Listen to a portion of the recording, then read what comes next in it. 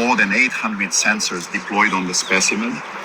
With this data, the researchers are able to develop, calibrate, and validate the computational model that engineers in the real world use to design buildings and bridges and so on. What we did today is that there's no damage, there's no residual drift.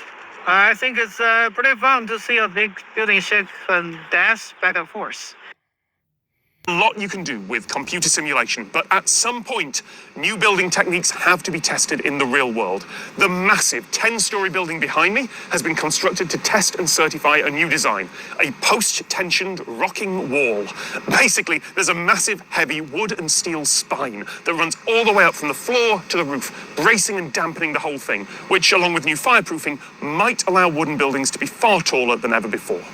Does it work? Well, to really test it, you need an earthquake, so we're about to get one. The building is sitting on the shake table here at the University of California, San Diego. This whole site is locked down because that table is ready to go. There's about to be a test. But I was here a few months back while that building was still under construction, and one of the folks in charge showed me round while everything was powered down. We started in the equipment building, where there's colossal accumulators and pumps that pressurize hydraulic fluid to 5,000 psi, which is more than 100 times the pressure of your average car tire. This is really big engineering. So how much can the shake table move? If you're going along the long axis, the X direction, we can go plus. Survive. This is not testing to destruction.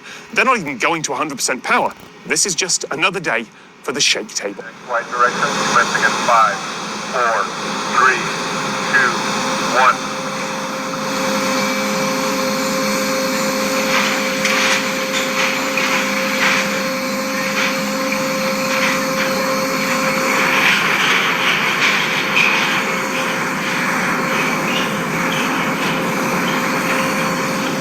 I know it's fine, but I do want to turn and run.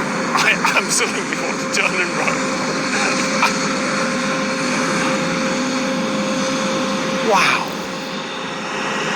2, 1.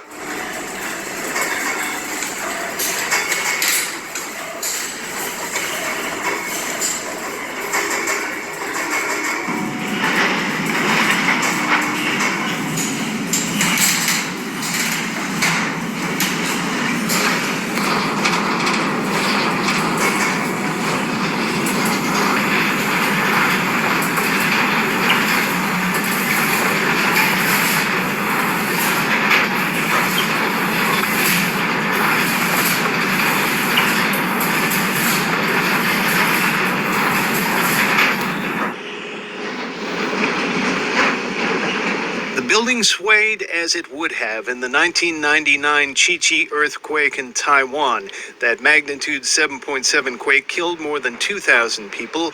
Buildings made of steel and concrete were destroyed. But the wooden high-rise built recently on UCSD's shake table showed no visible damage. The building is fine. We don't need. See two steel pendants, they are like gigantic bungee cords. California's building code now allows buildings up to 18 stories tall to be built from what's called mass timber.